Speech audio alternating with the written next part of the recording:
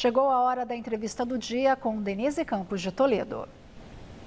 E vamos falar do atual cenário político. Eu converso agora com o Rui Tavares Maluf, que é cientista político e professor da Escola de Sociologia e Política. Rui Tavares Maluf, boa noite. Boa noite, Obrigada, é um prazer estar com você, Denise. E vamos falar do cenário político, né? Nós tivemos aí semanas muito conturbadas no Congresso, com pautas próprias de interesse dos políticos sendo discutidas.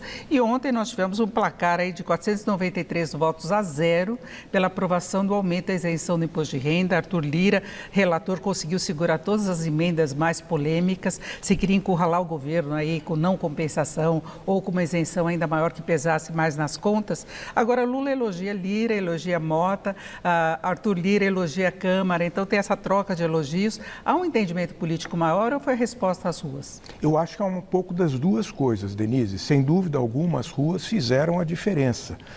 Eu acredito que a Câmara dos Deputados, no dia em que aprovou a PEC da vergonha ou a PEC da impunidade, formalmente chamada das prerrogativas 321, não imaginava que houvesse esta reação das ruas.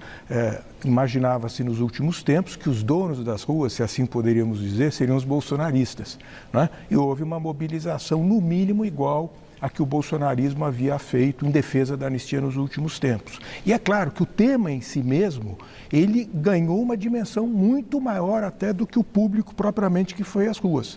Por outro lado, o presidente e os seus interlocutores diretos no governo vêm fazendo um trabalho há muito tempo de procurar um bom contato com as duas presidências. Embora com Hugo Mota na Câmara dos Deputados é sempre um pouco mais difícil. Eu atribuo isso um pouco à inexperiência dele, que assumiu o cargo debaixo de uma pressão gigantesca. É bem verdade que foi resultado da sua vontade política, da sua ambição política.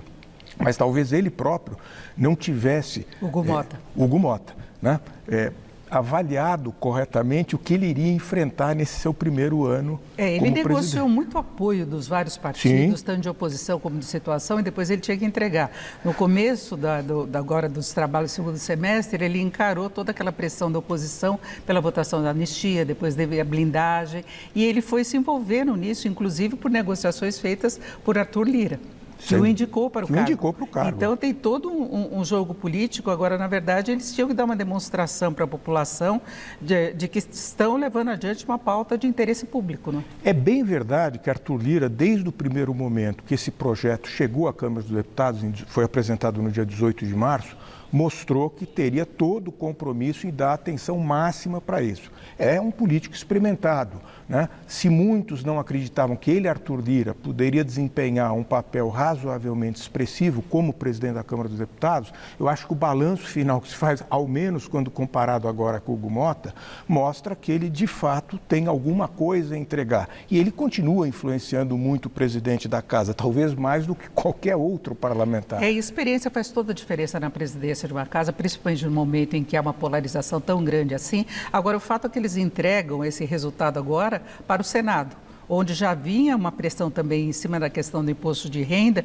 porque foi aprovado um projeto de relatoria de Renan Calheiros, e aí tem uma outra divergência, que é entre Arthur Lira e Renan Calheiros. Os dois querem disputar o Senado por Alagoas, né? E o Senado agora está querendo levar adiante esse projeto, indo direto ao plenário. Talvez haja uma aprovação muito rápida.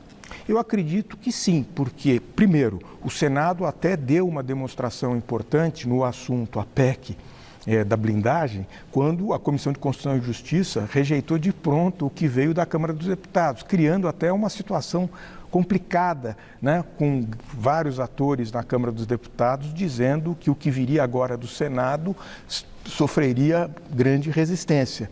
Mas eu acredito que uma matéria dessa natureza, da maneira como acabou sendo aprovado pela Câmara dos Deputados, torna um pouco difícil que o Senado venha fazer um papelão. Pode fazer uma pequena tentativa de mudança aqui e acolá, mas eu acredito que não deverá haver mudança substantiva. Agora, esse projeto do imposto de renda teve votos, inclusive da oposição, do PL, do partido do ex-presidente Bolsonaro. A senhora acredita que isso acabe enfraquecendo toda a pauta? Porque a de dosimetria ainda vai ser apresentada, Paulinho da Força disse que vai submeter aos líderes o texto final, para ver se há um consenso para levar adiante. Agora há resistência e é um projeto que pode esbarrar no próprio STF.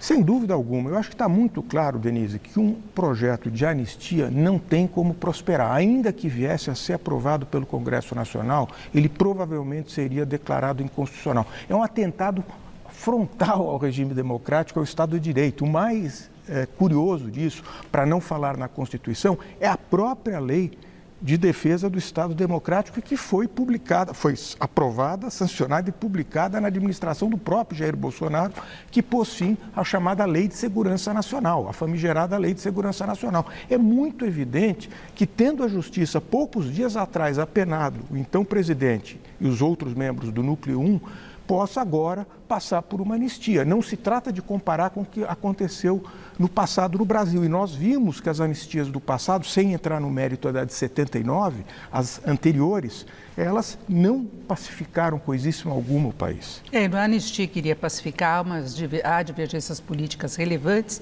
Agora a gente vê a oposição meio atrapalhada depois disso tudo, não é?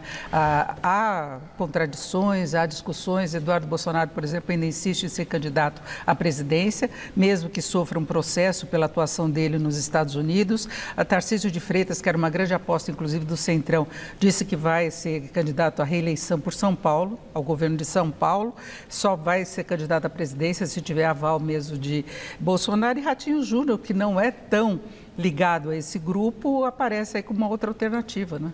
Tanto é que esteve dias atrás aqui em São Paulo. Ele tem procurado fazer um trabalho de articulação com muita tranquilidade, mesmo tendo formalmente dentro do seu partido um outro concorrente, o governador Eduardo Leite do Rio Grande do Sul, mas ele é a figura efetivamente que conta com maior força. O próprio presidente Gilberto, do partido, melhor dizendo, né, o secretário estadual Gilberto Kassab, se inclina pelo nome dele, do governador do Paraná. Eu acredito que ele possa ganhar uma maior dimensão, mas o primeiro turno, que será uma eleição certamente em 2 turnos, acredito eu, o primeiro turno, a direita estará, no meu entendimento, dividida em várias candidaturas. Agora, tem condição de se reorganizar o grupo mais bolsonarista, acabar com essas divergências, ver uma posição certa para Eduardo, que ameaça, inclusive, sair do PL?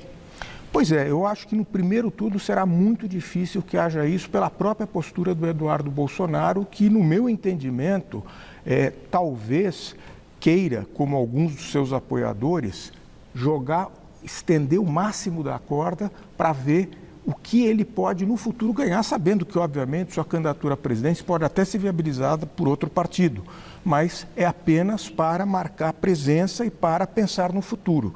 Né? E, claro, isso pode vir a atrapalhar um segundo turno na direita, sim, porque a depender de como ficar essa fissura, né, poderá fazer falta o apoio desse setor mais extremado que está com o Eduardo Bolsonaro. O apoio do próprio Bolsonaro, porque ele é uma liderança política, né? Condenado ou não. Sim, mas não dá para descartar que o próprio ex-presidente Jair Bolsonaro possa se inclinar realmente pelo atual governador de São Paulo, Tarcísio de Freitas. Talvez seja o nome que ele tenha mais em mente mesmo. E que faz questão sempre de mostrar toda a sua fidelidade a ele, mas isso também é o seu ponto fraco. Exatamente, mas de qualquer forma seria uma sinalização de possível indulto. Agradeço muito a participação aqui de Rui Tavares Maluf, cientista político, professor da Escola de Sociologia e Política. Mais uma vez, obrigada, boa noite. Foi uma satisfação, Denise, eu que agradeço o convite. Com vocês.